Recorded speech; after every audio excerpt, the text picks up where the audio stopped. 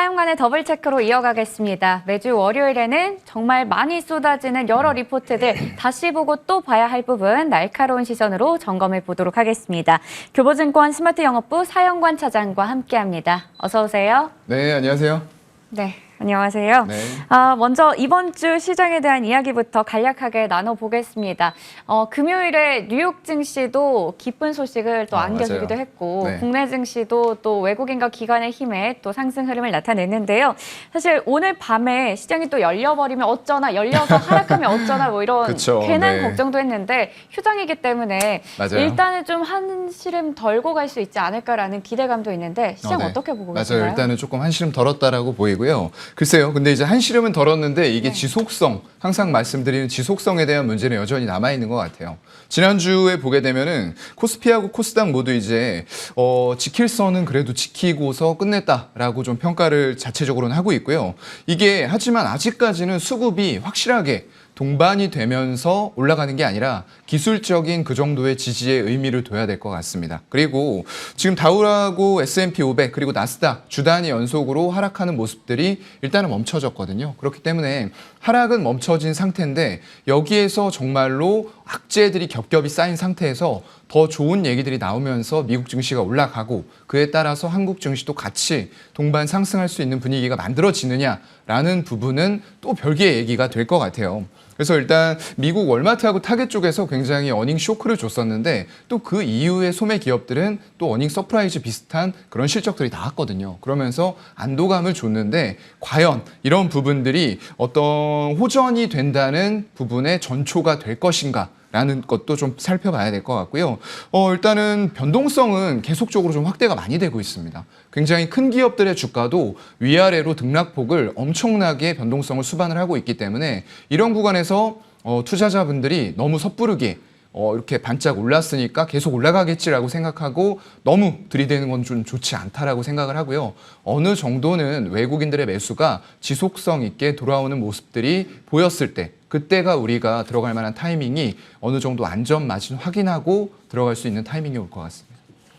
네, 맞습니다. 뭐 외국인과 기관의 수급이 좀 어느 정도 돌아온 것 같지만 사실 일부 업종 쪽으로 쏠린 맞아요. 부분도 네. 없지 않아 있거든요. 금요일 같은 경우에는 뭐 여행, 항공 이쪽이 그랬겠죠. 그렇죠. 그러다 보니까 이게 연속성이 있는 상승이냐 아니면 깜짝 상승이냐는 좀 더 지켜봐야 되는 부분이다라는 얘기까지 해주셨습니다. 시장에 대한 이야기 여기서 마무리 짓도록 하고요. 저희 이번에는 리포트 어떤 종목에 대한 리포트들 나왔는지 확인해 보겠습니다. 자, 먼저 첫 번째 리포트입니다. 대한해운인데요. 한국투자증권에서 냈죠. 해운에서 가장 저평가라고 얘기를 했는데 사실 지난주에 해운주, 조선주가 다시 또 장밋빛 랠리를 이어갈 수 있지 않을까라는 기대감을 주긴 했습니다. 맞아요. 이 리포트에 대해서 또 대한해운에 대해서 어떻게 생각하고 계신가요? 그래서 일단 저평가됐다라는 거는 부인할 수 없는 사실인 네. 것 같아요. 근데 이제 저평가된 종목들을 보면은 그 저평가가 굉장히 오랜 시간 동안 가요. 그래서 투자했던 사람들에게 정말로 실망감과 고뇌, 번뇌 막 이런 것들을 안겨주다가 한참 시간이 흐르고 정말로 나 못 견디겠어 하고 던지면 이제 또 그때 올라가죠. 정말 악랄한 그런 주식들이 이제 저평가 주식이라고 볼 수가 있겠는데 한국투자증권에서 좀 내놨어요. 일단 매수를 상향시키면서 목표가를 4,300원을 잡았습니다. 일단 팬데믹 기간 동안에는 사실상 이 종목들이 실적이 괜찮게 나오더라도 이 목표 의견을 상향시키지는 않았어요.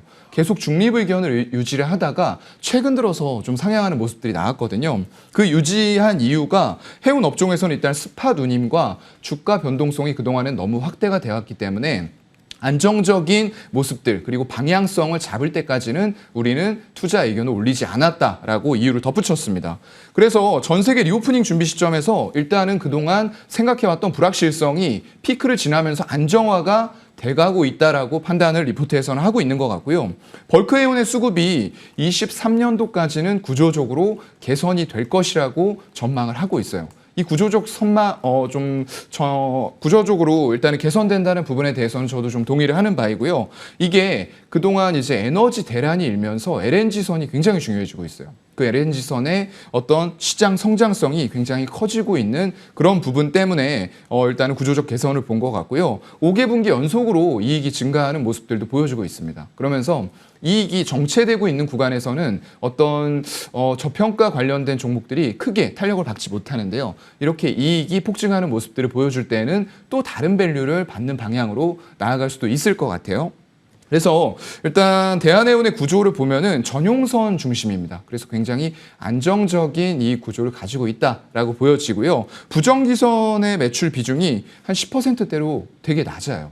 이런 부분들이 이제 높다라고 하면은 실적의 변동성에 대해서 좀 우려를 할 수도 있거든요. 어느 때는 이렇게 잘 나왔는데 이때 부정기선이 많이 들어갔으니까 부정기선이 없을 때는 실적 안 나오는 거 아니야. 이렇게 생각을 할 수도 있는데 그런 우려를 불식시켜주는 매출 구조다라고 볼 수가 있을 것 같고요.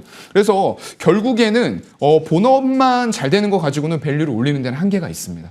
이게 항상 해오던 업이기 때문에 반짝 좋아졌다가 또 피크아웃 우려 이런 얘기들 나오면은 주가는 올랐다가 금방 빠질 수가 있거든요. 그래서 이렇게 올라온 주가를 유지시키면서 한 번 더 레벨업을 하기 위해서는 결국에는 신사업이에요. 네, 신사업이 붙어줘야 되는데 그러한 부분에서 성장 전략을 일단은 이쪽은 M&A를 전략적으로 채택을 하고 있습니다. 그래서 타 선사 보면은 이제 선박들을 보유하고 있는데 이 선박의 본래 가치보다도 낮을 때 이 선박을 매입을 해오는 거죠. 그런 식의 M&A를 해오면서 향후에 이제 커질 캐파들에서 수익을 엄청 크게 가져올 수 있는 그런 M&A 전략을 펼치고 있고요.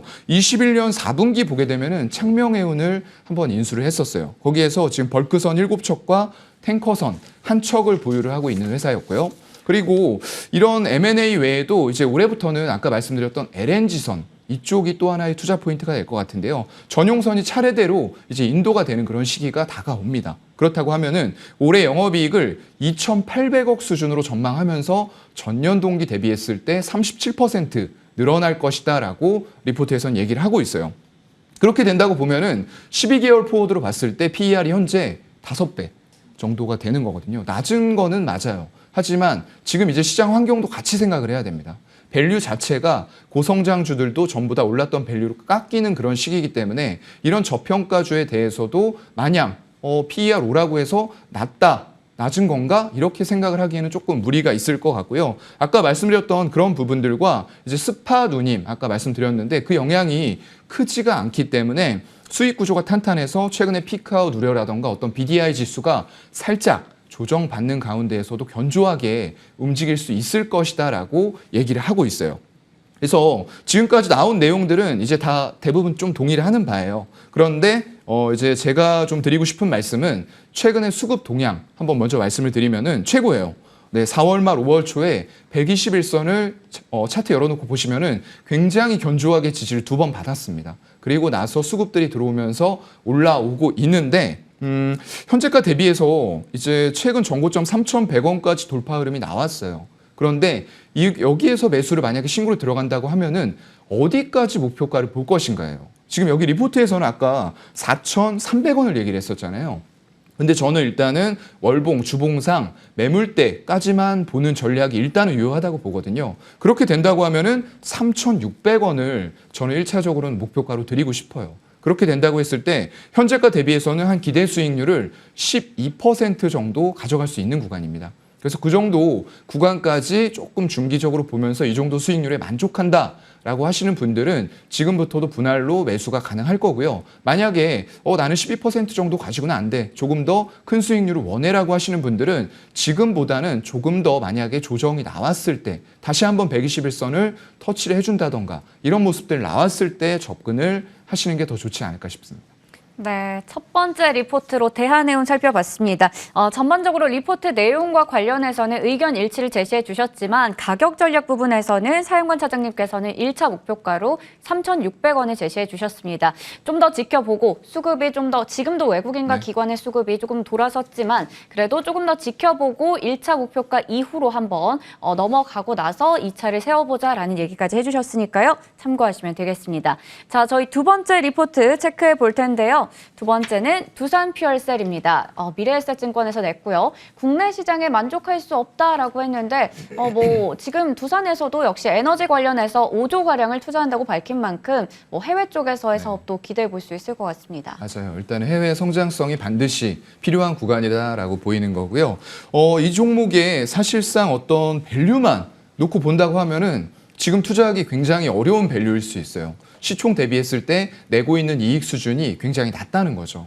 하지만 미래에 성장성 부분들도 이제는 조금씩 반영을 시켜야 될 그런 구간이라고 저는 좀 생각을 하는 거고요. 기업 소개 먼저 드리면은 국내 발전용 연료전지의 대표 기업입니다. 그래서 연료전지 쪽에 기자재라던가 발전소 관련된 장기 유지보수 서비스 이런 쪽들을 하고 있는 상황이고요. 21년 9월, 작년 9월이었죠. 국내 최초로 발전용 연료전지를 중국 쪽으로 수출하는 쾌거를 이루기도 한 대표적인 수소 연료전지 기업이다라고 보시면 될 것 같습니다. 일단 정책적인 부분들이 굉장히 중요할 것 같아요. 정부의 국정과제 보면은 그쪽으로 수소 경제를 포함을 시키고 있습니다.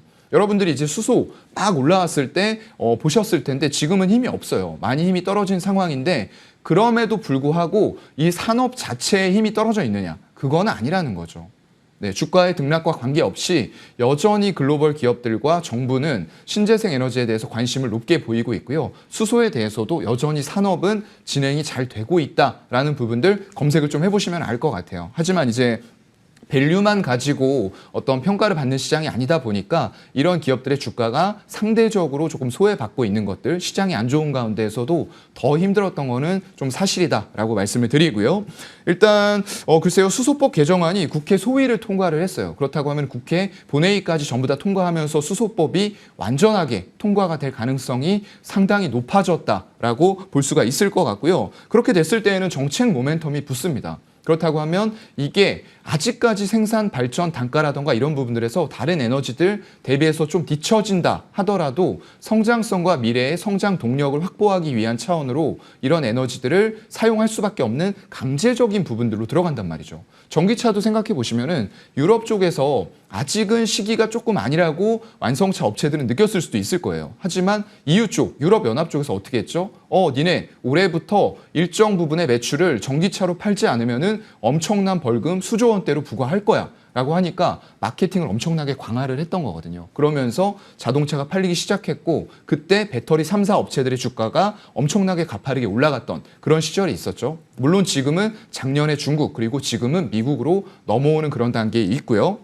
1분기 영업이익 보면은 86억으로 적자 전환했어요. 굉장히 좀 적자 전환하면서 안 좋았고요. 2분기에는 영업이익 흑자 전환할 것 같습니다. 그러면서 설비 투자 해나가면서 생산 설비는 계속적으로 아까 말씀드렸던 대로 주가와 관계없이 증설하는 흐름 이어질 거고요. 그리고 세레스파워하고 새만금 산업단지에 50메가와트 규모의 또 SOFC라고 하는데 고체 산화물 연료전지예요. 향후에 굉장히 중요한 기술력이 될 것 같고요. 이런 부분들 증설하면서 해나가고 있기 때문에 결국에는 신상장 동력으로 모빌리티움, 파워팩 이런 쪽까지 나아간다고 하면은 지금부터는 주가가 조금 이제 바닥을 다지고 있는 구간인 것 같아요. 그래서 현재 34,000원대 지키는지 여부는 체크할 필요가 있으나 그 선을 지켜준다고 하면은 지금부터 매수는 가능한 시점이라고 보입니다.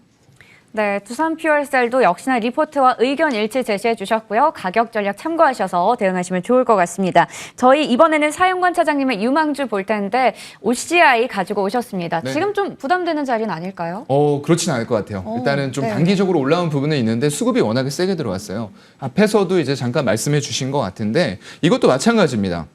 정책 강화가 되고 있는 부분, 투자에 대한 확대가 필요된 그런 부분들이 이제 주가를 끌어올리고 있는 것 같고요. 유럽 쪽에서도 마찬가지예요. 이런 것들을 30년까지 신재생 에너지 비중을 40에서 45%로 올리겠다라고 선언했습니다. 5%면은 얼마 안 될 것 같지만 이게 굉장히 커요. 연간마다 지금 50기가와트씩 계속 설치를 해야지만 맞출 수 있는 비중이 될 거고요. 신축 건물에도 태양광 발전을 의무적으로 도입하겠다라는 부분들도 법안이 준비가 되고 있는 걸로 알고 있어요. PV 인사이트 쪽에서 지난 26일에 태양광 모듈 가격을 발표를 했어요. 그런데 이 상승률 자체가 3.4%가 나오면서 폴리실리콘의 상승률보다 높게 나왔습니다. 그만큼 수익성이 개선이 돼갈 수 있다라는 지표로 보고 있고요. 에너지 대란이 나오면서 결국에는 화석 연료가 강세를 보이고 있는데 이런 부분들 환경적인 요인에 제재가 필요한 부분이기 때문에 결국은 신재생 에너지단의 투자 확대가 필요하다라는 공감대로 모아지고 있는 것 같아요. 그래서 원가 상승하면서 이제 수익성이 부진합니다. 하지만 이런 부분들은 정책적인 지원의 강도가 얼마나 세게 나오느냐 이런 부분으로 좀 해결이 될 것 같고요. 가정하고 건물용 정책이 강화가 되면서 고효율 태양광 모듈의 어떤 가정용 인버터 이런 쪽들까지도 좀 중요도가 굉장히 높아지면서 OCI는 지금 상승할 수 있는 초입의 길목에 서 있다라고 좀 판단을 하는 거고요. 최근에 투자 동향이 굉장히 좋은 상태이기 때문에 하지만 이 투자 들어왔던 좀 금액들이 급격하게 빠질 가능성도 배제할 수는 없거든요. 그래서 한 11만 원 정도까지 현재가에서 열어 놓으시고 분할 매수하신 다음에 목표가는 한 16만 원 정도까지 잡고 가도 될 것 같습니다. 네, OCI는 추가 상승 여력이 충분히 있다라고 얘기해 주시면서 목표 주가 16만 원까지는 열어보자라는 이야기 해주셨습니다. 오늘도 저희 디테일 차장님, 사용관 차장님과 함께했습니다. 고맙습니다. 네, 고맙습니다.